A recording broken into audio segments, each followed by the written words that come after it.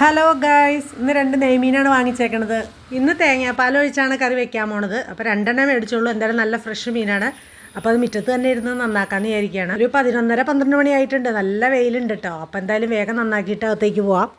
ഇന്നും കൂടി ആ മീൻ വാങ്ങുള്ളൂ, നാളെ മുതൽ വാങ്ങിക്കില്ല. അത്തം തുടങ്ങുവാണല്ലോ. അപ്പോൾ അത്തം പത്ത് ഓണം വരെ എന്തായാലും നോൺ വെജ് വെക്കാറില്ല.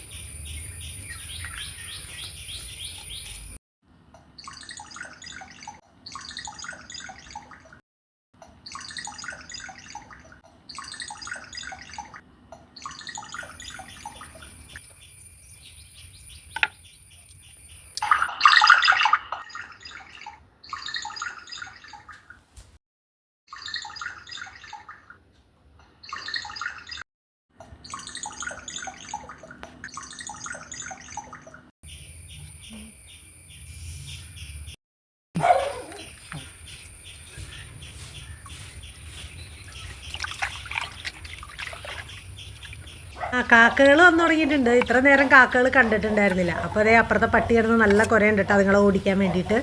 സ്വൈര്യം തരുന്നില്ല. വേഗം തന്നെ അരിഞ്ഞകത്തേക്ക് കയറട്ടെ കേട്ടോ.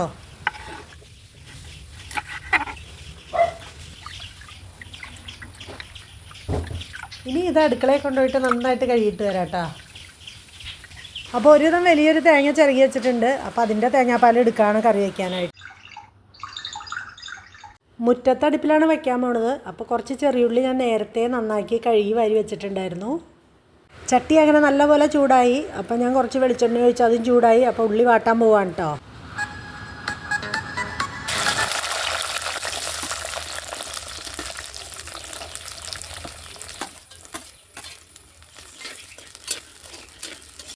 കറിക്ക് ആവശ്യമുള്ള കുടംപുളി ഞാൻ നേരത്തെ കഴുകി വെള്ളത്തിലിട്ട് വെച്ചിട്ടുണ്ടായിരുന്നു.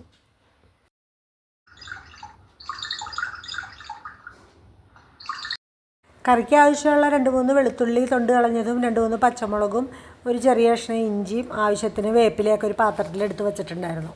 ഉള്ളി വാടി നന്നായിട്ട്. അപ്പോൾ പിന്നെ ഇഞ്ചി ഇട്ടു ആദ്യം, പിന്നെ വെളുത്തുള്ളി, പിന്നെ പച്ചമുളക്, കറിവേപ്പില എല്ലാം കൂടി ഇട്ട് ഒന്നും കൂടി നന്നായിട്ട് വാട്ടിയെടുത്തു കേട്ടോ.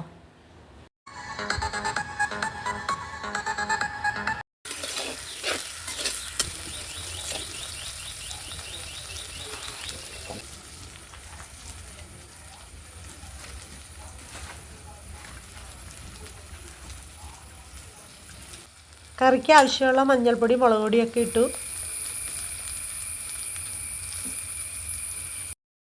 കുറച്ച് കാശ്മീരി മുളക് പൊടിയും കൂടി ഇടുകയാണ്. 1 സ്പൂണ് മല്ലിപ്പൊടി ഇടുന്നുണ്ട്. ഇതെല്ലാം കൂടി ഒന്ന് മിക്സ് ചെയ്യാം.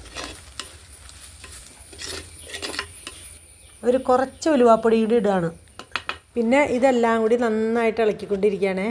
പിന്നെ ഈ അടുപ്പിൻ്റെ സൈഡിൽ തന്നെ ചെറിയ അടുപ്പുണ്ടായിരുന്നു. അപ്പോൾ അത് നന്നായിട്ട് തീ വരുന്നുണ്ട് കേട്ടോ അതിൽ. അപ്പോൾ ഞാനൊരു ചെറിയ പാത്രത്തിൽ വെള്ളം തിളപ്പിക്കാൻ വെച്ചിട്ടുണ്ടായിരുന്നു. അത് നന്നായിട്ട് തിളച്ചു തുടങ്ങി. അപ്പോൾ നമുക്ക് ഈ കുടംപുളി അങ്ങോട്ട് ഒഴിച്ച് കഴിയുമ്പോൾ അതിനകത്ത് കുറച്ചുകൂടി വെള്ളം വേണമല്ലോ. അപ്പോൾ ആ ചൂടുവെള്ളം തന്നെ ഒഴിച്ചാൽ മതി. പിന്നെ നമുക്ക് പച്ചവെള്ളം കറിയിൽ ഒഴിക്കേണ്ട ആവശ്യം വരില്ല കേട്ടോ. പിന്നെ കുറച്ച് കല്ലുപ്പും കൂടി ഇട്ട് എല്ലാം കൂടി നന്നായിട്ട് ഇളക്കി നന്നായിട്ട് തിളയ്ക്കാൻ വെച്ചു.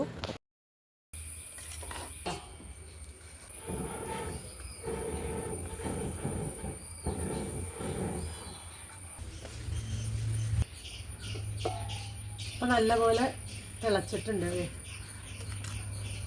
ഉപ്പും പുളി എരിവൊക്കെ കറക്റ്റാണോ എന്നൊന്ന് നോക്കിയേക്കാം. കുഴപ്പമില്ല, എല്ലാം നല്ല പാകത്തിനായിട്ടുണ്ട്. ഇനി എന്നിട്ട് അത് അടച്ചു വെച്ചു കേട്ടോ. അത് കഴിഞ്ഞ് കുറച്ച് കഴിഞ്ഞ് നോക്കുമ്പോൾ നന്നായിട്ട് തിളച്ചിട്ടുണ്ടായിരുന്നു. ഇനി നമുക്ക് മീൻ പെറുക്കി വയ്ക്കാം.